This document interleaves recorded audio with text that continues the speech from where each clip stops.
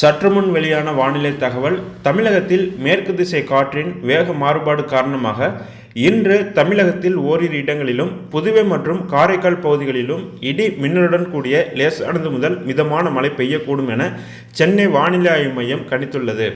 இது தொடர்பாக வெளியாகியுள்ள அறிவிப்பில் 29ஆம் தேதியான நாளை தமிழகத்தில் ஒரு சில இடங்களிலும் புதுவை மற்றும் காரைக்கால் பகுதிகளிலும் இடி மின்னலுடன் கூடிய லேசானது முதல் மிதமான மழை பெய்யக்கூடும் என்றும், வருகின்ற ஆகஸ்ட் 30ஆம் தேதி முதல் செப்டம்பர் 2ஆம் தேதி வரை தமிழகத்தில் ஓரிரு இடங்களிலும் புதுவை மற்றும் காரைக்கால் பகுதிகளிலும் லேசானது முதல் மிதமான மழை பெய்யக்கூடும் என்றும் தெரிவிக்கப்பட்டுள்ளது. சென்னை மற்றும் புறநகர் பகுதிகளில் நிலவும் வானிலையை பொறுத்தவரை இன்று வானம் ஓரளவு மேகமூட்டத்துடன் காணப்படும் என்பதால் நகரின் ஒரு சில பகுதிகளில் இடி மின்னலுடன் கூடிய லேசானது முதல் மிதமான மழை பெய்ய வாய்ப்புள்ளது என்று தெரிவிக்கப்பட்டுள்ளது. மேலும் வங்கக்கடல் பகுதிகளில் இன்று தென்மேற்கு மற்றும் அதனை ஒட்டிய தென்கிழக்கு வங்கக்கடல் பகுதிகள், மத்திய வங்கக்கடல் மற்றும் வடக்கு அந்தமான் கடல் பகுதிகளில் சூறாவளி காற்று மணிக்கு 35 முதல் 45 கிலோமீட்டர் வேகத்திலும் இடையிடையே 55 கிலோமீட்டர் வேகத்திலும் வீசக்கூடும் என்று கணிக்கப்பட்டுள்ளது.